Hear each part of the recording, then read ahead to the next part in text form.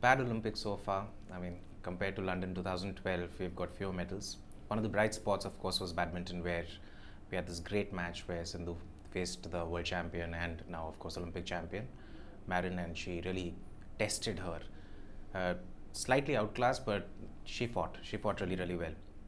So it's a bit sad that post the match, we've had all this controversy between Nehwal and Sindhu, and whether Nehwal was happy or sad, or whether she congratulated her, whether she was really injured. Why? I think it's more of a fallout of social media and the kind of pressures that fans put. It's unfortunate. Yeah, of course, you have so many sports across the world where captains, after they lose, they kind of send a message across. But the point I'm trying to make here is very different. I mean, we all are fans. We have lost in schools, colleges, universities, even in studies, which is the main focus in India, where, somebody's got to come first, somebody's got to come second. We just don't go around hugging people, after you've lost a race or something like that. So I was a little confounded. I was a little upset with this kind of pressure that was falling on Nehwal, that unless she sends a congratulatory message across, she's not supposed to be. And that too on social media. For all you know, she might have done it privately. And she can just pick up a phone. She's been training with this girl for so long a time when she was in Hyderabad under Gopi Chand. And then when she shifted to Bangalore. So I think that also plays a part, that camp thing that has come in. It's been built up very solidly by the media. There's a Gopi camp, there is a Vimal camp, there's one in Hyderabad, there's one in Bangalore. The pressures on Gopi that Saina should reach the semis, and for both of the coaches, I think it's a fallout out of that kind of pressure that has come.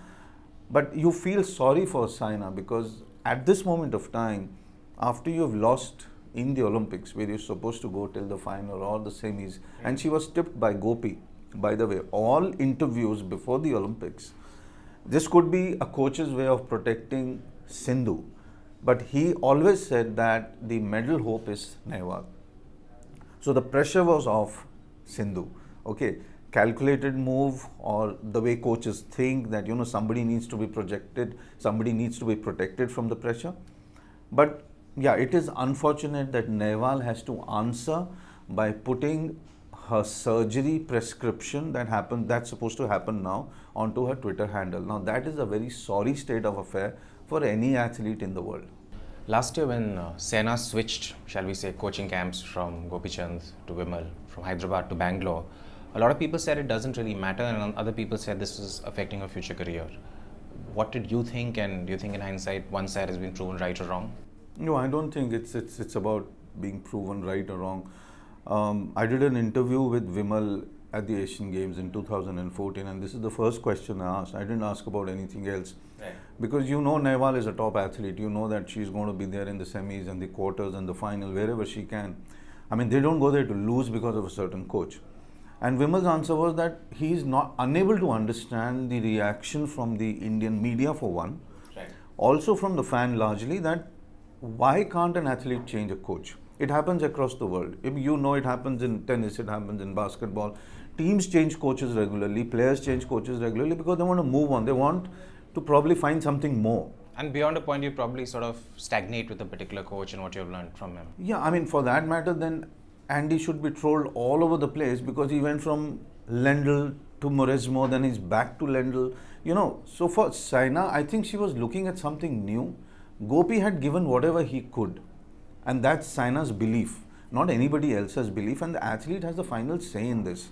So if you look at all of that, I think her moving to Vimal was because she wanted to probably prolong her career, prolong her winning streak, add a few other things that probably Gopi couldn't give.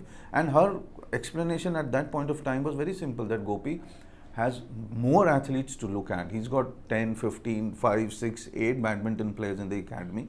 And I need somebody who can just focus on me alone.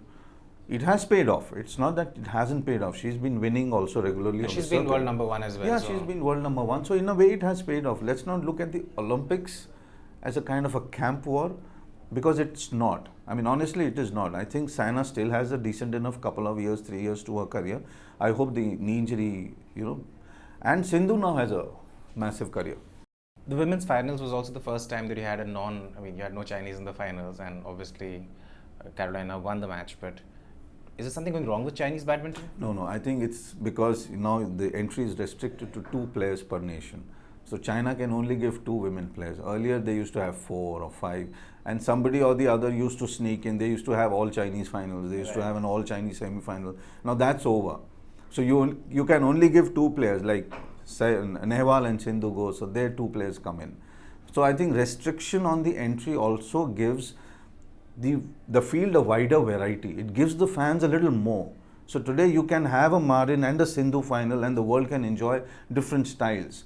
The Chinese probably became a little monotonous at some level, so the fans were not getting much. I think this rule probably gives badminton a wider field.